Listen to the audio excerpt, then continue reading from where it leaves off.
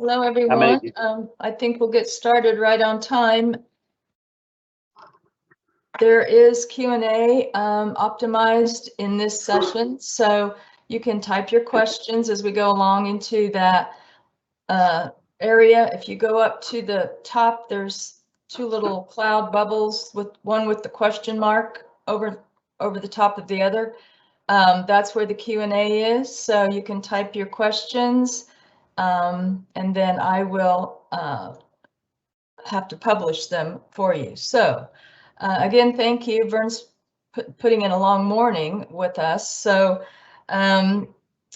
this is the topic that I'm most interested in, because there seems to be a lot of haze and confusion, not just with our members, but everywhere. So hopefully Vern can clear up our concerns, and please don't be shy about asking questions. So Vern, I'll let you get started.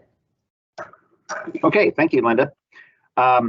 So clear cooperation, which actually was adopted back in 2019 to be effective in 2021, was designed to carry out Article 3. Now, you have a slide PowerPoint thing on your screen, but I'm going to have to ask Linda to change slides because she has control. So you want to go to the second slide, please? Should have arrows. There you go. So a question that some people have asked is how this policy jives with Article 3 of the Code of Ethics. And Article 3 of Code of Ethics, in short, says realtors shall cooperate with other brokers. Now, it also says that cooperation and compensation are not the same thing, but the duty of cooperation is mandatory under Article 3. Now, what is interesting to geeks like me who study this stuff in infinite detail is, if you think about this in the context of the license law, it doesn't say a darn thing about cooperation. The license law, doesn't say anything about being kind to fellow licensees. It doesn't say anything about sharing listings. Really, the only thing it says is if your listing agreement indicates that you will share with other licensees, then you shall share with all other licensees unless your client tells you not to. So our license law does have an exception built in for situations where a seller might want to exclude a particular other broker. So for example, maybe at acquisition of the property, the seller got mad at the then listing broker, and so they just don't want that broker involved in a resale. Maybe it was their own broker. Maybe it was their buyer broker that helped them buy it, and they're mad about that. But so under the license law perspective, a seller is in control at the end of the day and can tell you what to do. And the clear cooperation policy, I think, tries to at least consider the fact that at the end of the day, our sellers are in charge. And so we get to follow the rules that they give us. Now, cooperation is, from my perspective, a pretty simple idea in terms of why it's best for clients. It put in the simplest context, if I have a listing and I am the only one looking for buyers, is my seller more likely in this current market to achieve multiple offers if I'm the only one looking for buyers, or are they more likely to get multiple offers if I invite the rest of you to help me by putting it on the MLS and inviting cooperation? That's pretty easy. I think everybody would have to agree that if the question is, how does the seller get the most offers? The answer is by putting it on the MLS and inviting cooperation with other brokers. Certainly in some circumstances, you may have a seller who says, I really just don't want my property out on the MLS. I don't want it out on the internet at all. And they have particular privacy reasons. I remember a situation where a home was really just crammed full of antiques. And from the seller's perspective, they just didn't want all of that stuff out there where other folks could see it. And certainly that would be a reason to say that Article 3 doesn't work for the for a particular seller. And Article 3 takes into account that cooperation may not be in the best interest of the client. That's in Article 3 indicates that you shall share unless it is not in your client's best interest. Now, trying to figure out when that would be, how would we find a circumstance where the seller is better off if I don't cooperate? That's a pretty rare circumstance, I think. The only one I've come up with that makes sense to me would be somebody who says, well, a seller who says, my ex-spouse sells real estate. I don't want my ex-spouse in my house. Well, okay, that makes some sense. And now the thing you have to keep in mind is if you take a listing where you agree to exclude someone, you need to figure out how you're going to enforce that. So if you take a listing where they say, I don't want person X, okay, so the seller lists with me and they say, I don't want Linda Bryden in my house. If I say, okay, then I have to be prepared to figure out how I'm going to enforce that okay. How am I going to follow that instruction? And I think arguably the only way to really do that effectively is to require the listing agent be present for all showings. How else would you get there? And make sure that you're following that instruction.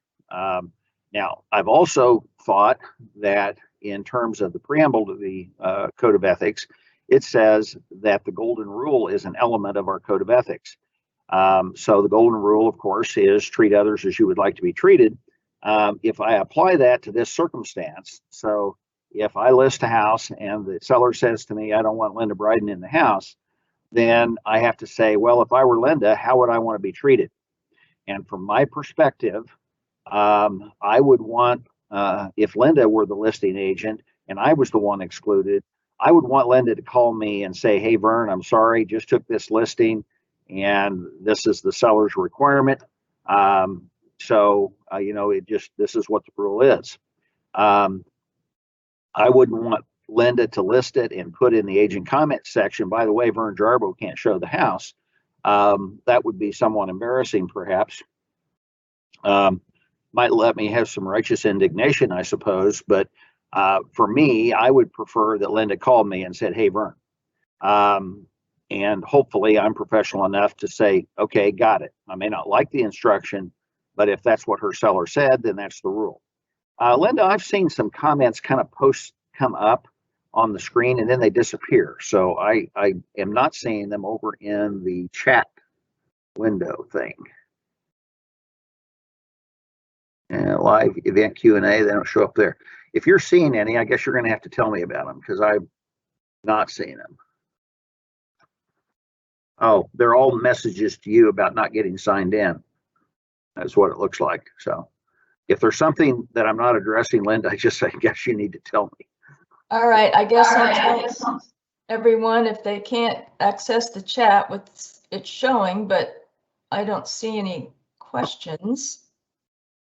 Yeah, it's showing, but I see no questions. So you can can text you me or use the live chat 785-249-5779.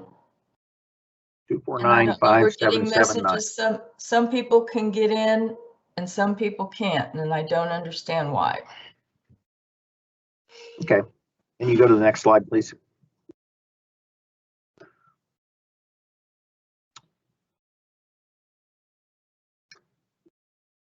So the next logical question, if we say, okay, the seller's in charge, then is, wow, did I do that? I don't think so.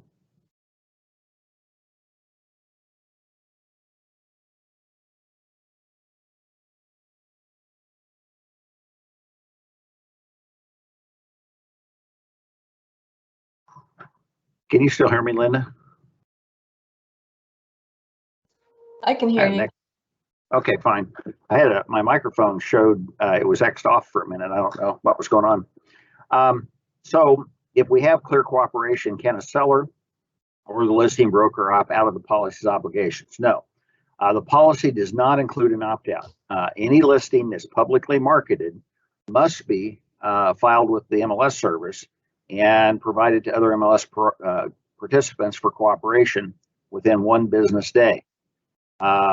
So if you have if you're not going to publicly market, now when we talk about publicly marketing, that means anything that anyone outside your firm can see. So if you're putting it out on Facebook, that would be publicly facing marketing, and that would put you under clear cooperation, and it needs to be on the MLS. And so it's really simple. If you want it to be private, you still can, but that means private marketing. Okay. All right. Next slide, please.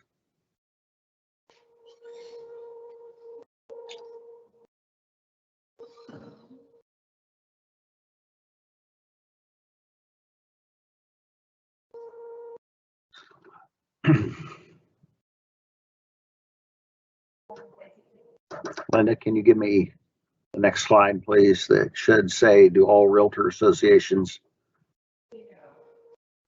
have to adopt clear cooperation?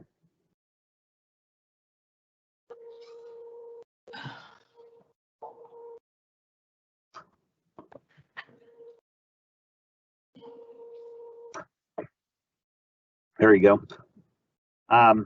Do all realtor association MLSs have to adopt clear cooperation? Yes, it's a national policy. It's mandatory. And basically, all of this goes back to the idea that if we want sellers to have the benefit of cooperation, it needs to be universal. And if it's not, then sellers don't get the benefits of it. Certainly, we see in the market today situations, we see advertising. You can't watch television without seeing advertisements for other enterprises that are attempting to get between us and our clients. And the problem with those other services, when I watch those ads, for me, of course, I'm kind of prejudiced. I believe in you all. I believe an MLS works. But when I see some of these other services, then I think to myself, well, now, wait a minute. How does putting the price of my home into somebody from California, how does that help me make sure that I'm getting treated fairly? I've often found myself in situations as recently as today where I'm dealing with a for sale by owner seller who entered into a contract to sell their house for probably less than it's worth. I mean, I don't know. One of you could tell me probably. It's not local, but so I might need a realtor in that part of Kansas. But a realtor could tell me what they think the property will bring. The seller was proud of their price because it was more than the county appraised value. And I said to them, well, the problem with that is county appraised value tends to be low. It's never high, rarely high, I guess. The reason county appraised value is not high is because when the county overappraises something, people appeal and get the value reduced. On the other hand, if the county underappraises something, nobody appeals those values. So county values are inherently low. Now, actually, on a statewide basis, counties are required under Kansas law to be within 4% of right. I mean, that's what the statute says. So the county, and it's called a computer assisted mass appraisal. It's driven by the real estate validation questionnaires that we turn in, but they actually test the system to see whether or not those sale prices are within 4% of the county appraised value. Now, it's going to be interesting to see how that works here in 2021 when we're enduring this crazy market. What does this mean? Because we have all these sales at significantly more. And, I've tried to talk to realtors across the state. Every market in Kansas is experiencing the same thing we're experiencing here in Northeast Kansas. There's not enough inventory. I was talking to somebody that's kind of an expert in their particular MLS, and I said, so what do you think about this? Is it a lack of inventory? And his response to me, and I don't know if this is true, Linda may know the statistics here in our MLS, but what he said to me was, Vern, actually in 2020, we had the largest numbers of transactions in the history of our MLS. I don't know if that's true here, but that's what he said was true in his market. Now, you can't have the largest number of transactions ever and have a lack of inventory. That's impossible. because you can't sell what isn't in inventory, right?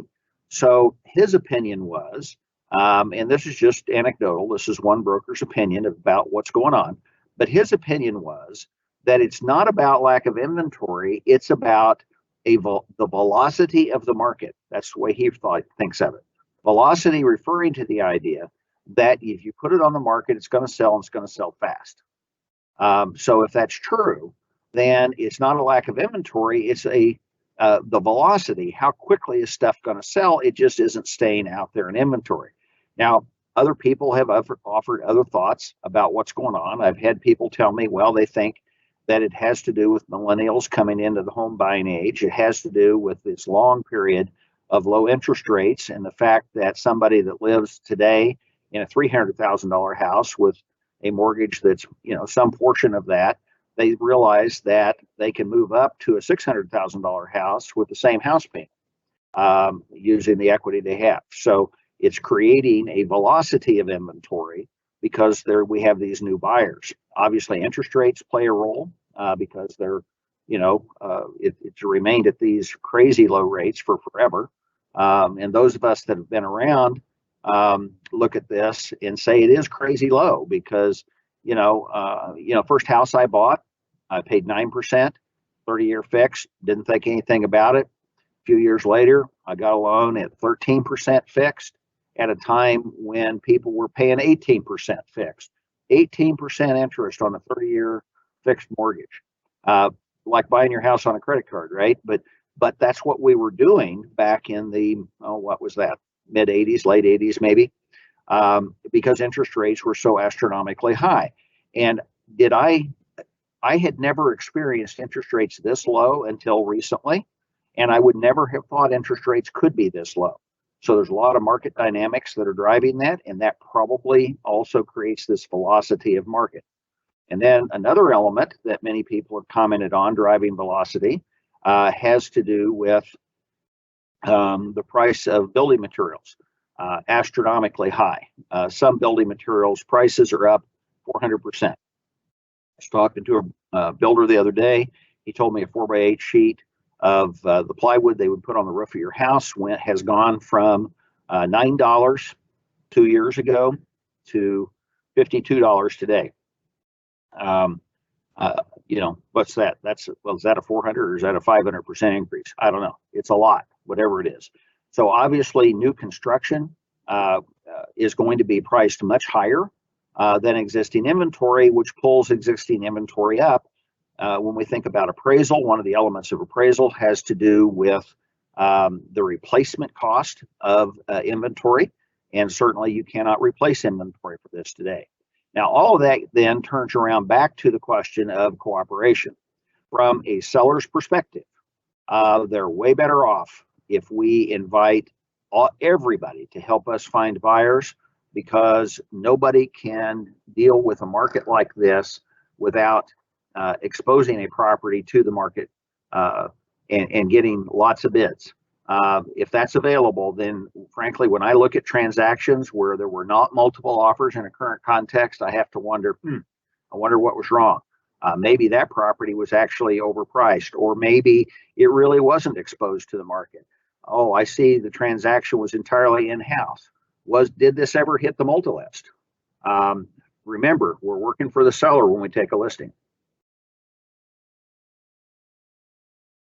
Part of that should be to get the maximum return to the seller, shouldn't it? Okay. So this is a mandatory policy on a national level. Linda, do you want to switch to coming soon? Next slide.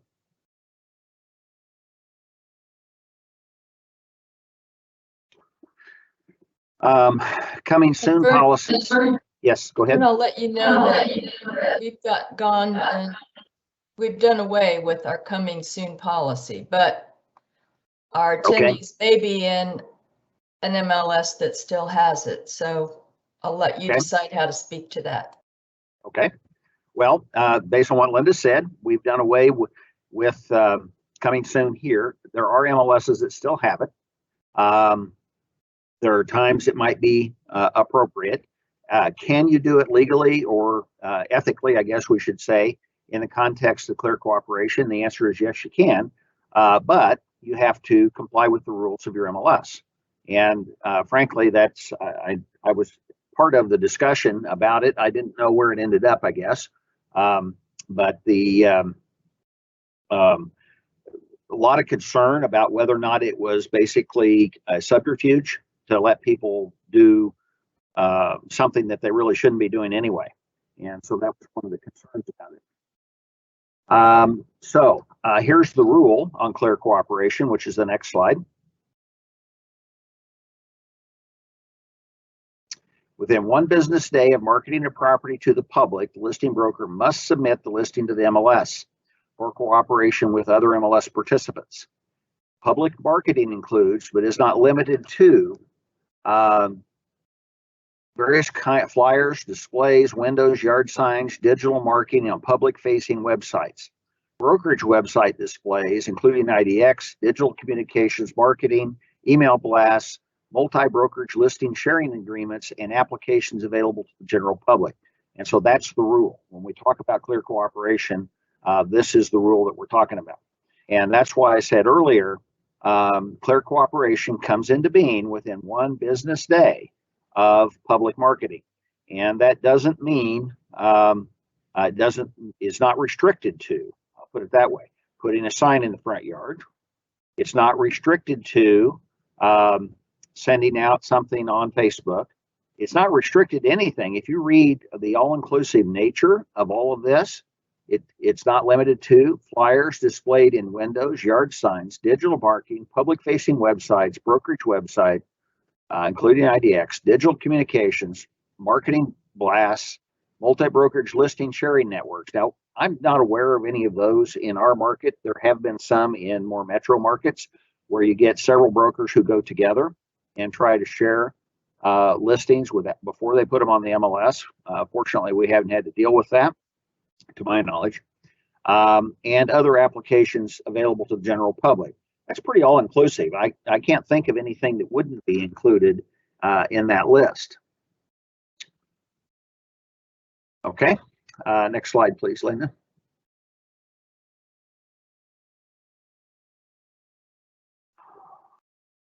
Does it prohibit office exclusives?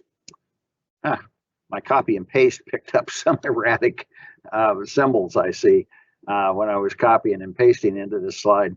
Office exclusives can be an important option, and sometimes sellers want them, particularly sellers who are concerned about privacy.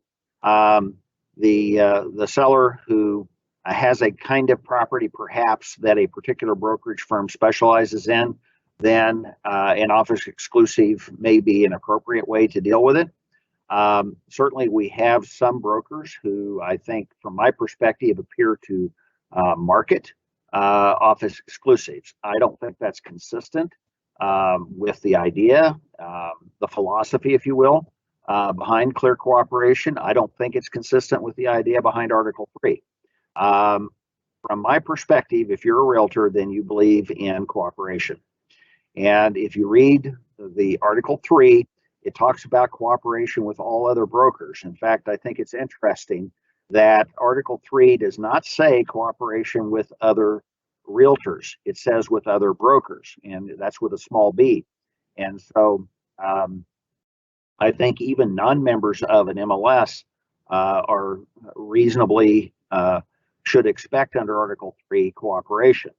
Now, cooperation, remember, does not mean compensation. Through the MLS, we agree on how we're sharing compensation, and that's different than sharing the listing content so that we have buyers who can become aware of the property.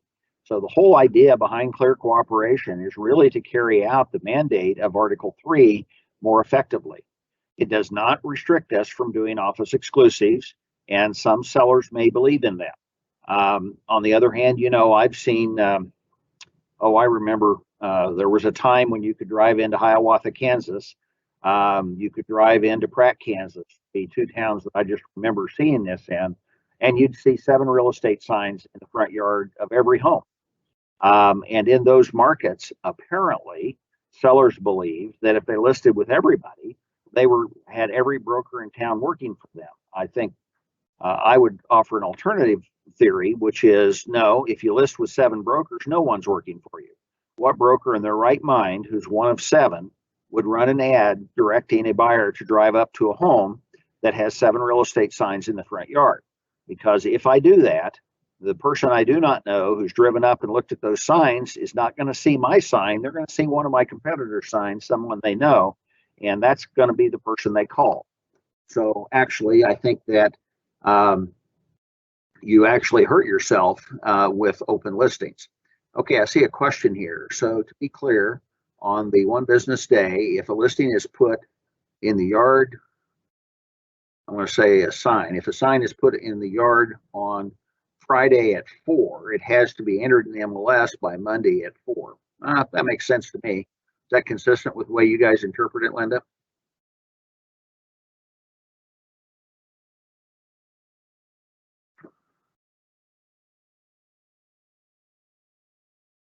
And that question actually just disappeared.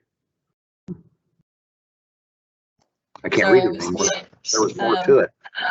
Any type of public advertising starts that clear cooperation clock.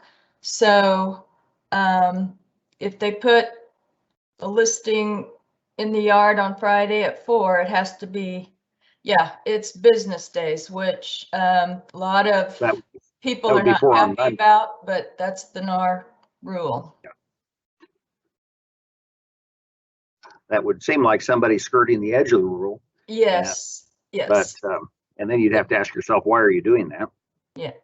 There's another question. Did that show up about that's the only one I've seen, and it disappeared. So. Okay, well, I guess I'm not sure how. Just go ahead and read it to me. It says, so on the Sunflower Facebook group that is closed to agents, when someone posts, I have a listing coming up in 2 weeks in blank school district with these amenities, is that public marketing not having the address posted? I can tell you how staff looks at it, and you can tell me if we're wrong. Okay. That's really walking a fine line. Are you advertising? If you have a listing agreement, then you've enacted clear cooperation. If you don't have a listing agreement and you're advertising a property on Facebook, that's not right either. So it's kind of a sticky situation. Yeah, I agree with both points. You know, if you don't have a listing, then the conduct described may be a misrepresentation, because what happens if you never get that listing? And of course, that's something not in your control. On the other hand, you don't have a listing, so I don't think it brings clear cooperation into being, because you don't have a listing. That'd be so. I think staff's interpretation is right. Now I see here somebody says, Linda, would you repeat that? So I'm. Which one? Sorry. I can't read the names because they're all really small on my screen on the far right. Is this the one that, so to be clear, that one? No, it's, well, I don't know, because that one disappeared. I can't see that one anymore. Okay. Can somebody retype it in? Can somebody retype it if we're not seeing it? Here, let me see if I can do this. All right. I see 4 new ones. Oh, it was Bud. Oh, I see. I guess he's asking me to repeat how staff views the Sunflower Real Estate Forum posts. And we started either allowing or disallowing posts before they went on, simply because we could not tell if an agent has a listing agreement. If they're talking about a listing on the Facebook page, and they have a listing agreement, then in our opinion, you're publicly marketing it. If you're talking about a listing that you don't have a listing agreement for, that you're implying is yours, then that's a violation of Code of Ethics. So that's the way staff was viewing it. It was too gray and it was skirting on that fine edge too much. So that's why we started monitoring the posts. And even though a Facebook page is a closed group, it's still public marketing if the group has more members than your brokerage office, is my interpretation of what NAR has on that. I agree with that. In fact, if you want to switch to the next slide, which talks about private listing networks, I think in effect, a Facebook group would be in effect a private listing network under this definition. So that would violate the rule then if you are not putting it on the MLS, even though you put it out there in the private listing network. And I can tell you that one of the areas of conduct that the Real Estate Commission has been concerned with are these people who engage in what is called property wholesaling. And I'll define that because I know for me, at least, the first time I heard of it, I didn't know what the heck it was. But it is basically, well, it's normally people who don't have a real estate license engaged in conduct that looks an awful lot like conduct that somebody with a license would engage in. So here's the description. I put out in Craigslist that I have buyers for 3-bedroom houses in Southwest Topeka. And that anybody who has a house like that should call me or respond to me on Craigslist. Now, in fact, I don't have any buyers, but what I'm trying to do is find inventory where I can go find buyers to match. Now, isn't that an awful lot like what somebody with a real estate license does when you have a listing? You say, I have a 3-bedroom. The only difference is I actually might provide the address and description. And now I'm just trying to see if I can get buyers, find a buyer for those listings. So these people that are engaged in property wholesaling are doing the same thing.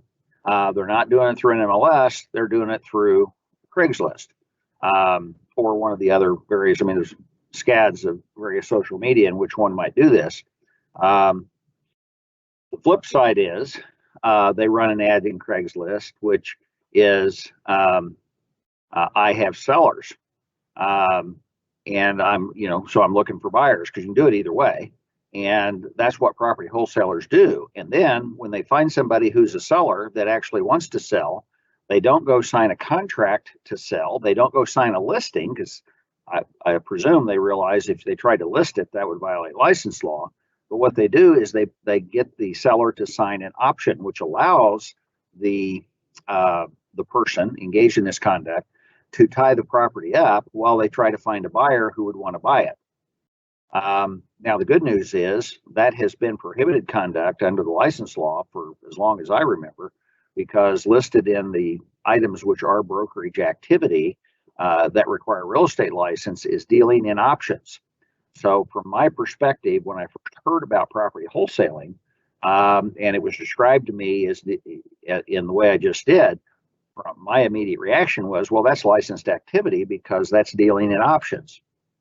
So I think from a license law perspective, if you're saying that you have a listing that you don't, that very well might violate the license law. It seems to me a misrepresentation. I believe that it is a misrepresentation under the Code of Ethics as well. So I think that's pretty risky conduct. And the staff's position on this, I think, is correct. So anyway, dealing specifically with this slide is a private listing network includes more brokers or licensees than those affiliated with the listing broker does constitute public advertising or a display. So as Linda said, if you had a Facebook group of, let's say there's 6 brokers in a Facebook group, and they talk about a listing that they have, that would be public facing marketing. Now, if you don't have a listing, then it's not going to violate the policy. But as I said, I think it may violate other rules. Okay, next slide, please, Linda. Okay, there's one more question I'm seeing. A closed Facebook group with members only from one brokerage would not violate the listing network provision. Is that right? That is correct. Okay, this next slide, what if the listing isn't ready to be shown? Talking about coming soon or delayed showing listings under the policy. And this again goes back to conduct, which we don't have in our MLS, but it's identifying the idea that sometimes there are sellers who have property that they're not ready to put up on the market. Linda, can I get you to go back to initially you had up on the screen when you and I were talking, and maybe before anybody joined us, you had that PDF. Yes, that's the one. Can you see it? I can. Now, this document, the MLS Clear Cooperation Policy, yeah, scroll down on that. I want to get, there we go. I want to get to that slide right there. The MLS Our Clear Cooperation Policy. This is a panel discussion on the subject, and it looks like it's 55 minutes long. I have not watched it, but it is a panel discussion. I can tell you that the NAR stuff like this that has been put out has been really good. I intended to watch this last night, and I ended up at a grandkids baseball game instead, but so I didn't get it watched. But I did want to point that out to you all. If you don't have this PDF and you would like Linda to email it to you, I'm sure she'd be happy to, so that you could look at this discussion. So the last thing I want to talk about is ahead of time, some of you had submitted some questions. Oops, got the whole thing on my screen. I didn't realize that.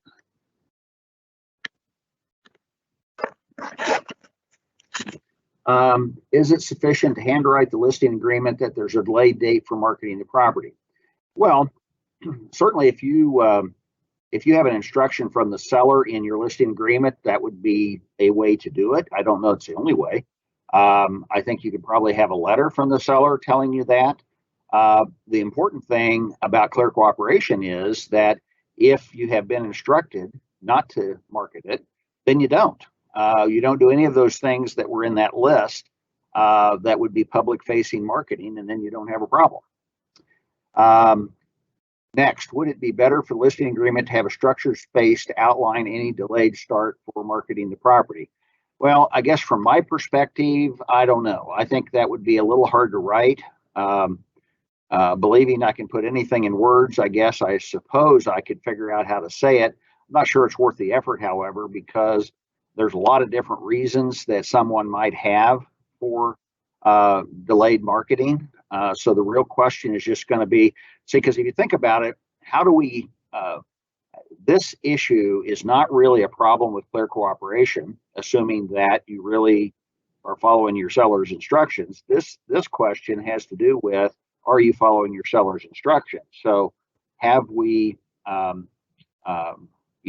it is that you've crafted the language to deal with delayed marketing, do you and the seller have a clear understanding? You don't want to be crosswise with your seller for violating your listing agreement, obviously.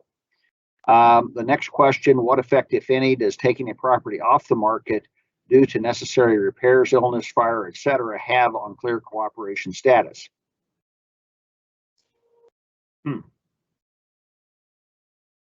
Well, if you've taken it off the market, so you're taking it out of the MLS, as long as you have no public-facing marketing, so you would need to pull down whatever you have put anywhere with respect to marketing, and I think then you would be consistent with clear cooperation. Does that make sense, Linda? Yeah, that's an interesting question. if we're looking at having a temporary withdrawn status, so in that case, that would take it off the market. It wouldn't be sent out for syndication. But I believe the days on market continue to add up. So I think what you said would be good, and if the temporary withdrawn status is approved, then I think that would take care of that situation as well. Yeah, I think the only thing to be aware of is if you're taking it off the market, then you have to take it off the market. Okay. And then the next one, if property must be taken off the market as necessity, so that's kind of a follow-up to the last one. What is the proper way to document the event? Amendment letter, inspection, paid receipts, MLS withdrawal notice, as are offered as options. Well, I'm going to say I don't think you need to prove that it was because of any particular thing. So, for example, if it was because of the seller's illness and the seller is going to be confined, we went through this COVID time when we had people confined to home because they had COVID. And I could see people not, if I'm confined to home and I'm laying there in bed, I don't want people coming through my house, and it might not be safe to do. On the other hand, I don't think anybody has a right to know what my illness is or anything like that. So I don't think you have to prove that. I do think you have to prove you have a written instruction. So if you had a letter or an amendment to your listing agreement, I think either way is fine. Next one, does the listing agreement date and the start of marketing date need to match if proper notice of delay is provided? Listing agreement date and start of marketing date. I'm going to say, I don't think so. If you have a listing agreement today, but marketing is not supposed to start until June 10th, and that's in the listing agreement, and then I turn it into the MLS for marketing on the 10th, I think that's all you need. Does that make sense, Linda? I'm sorry, can you paraphrase that again? Well, what I'm thinking is that the listing agreement date and start of marketing don't have to match if the marketing date matches whatever the marketing date is in the listing agreement. So in other words, if the listing agreement date is today, but the start of marketing is June 10th, and that's the day I send it to the MLS, that's going to be fine. Well, the listing, once everything's signed, has to be put in the MLS within 3 days. So that's that timeline. Now, if I tell you I don't want this marketed before the 10th. Right. Well, or right. It's not going to go on the market until the 10th. That would be the official date to begin the count to get it into the MLS. Does that make sense? Okay. Yep, I think so.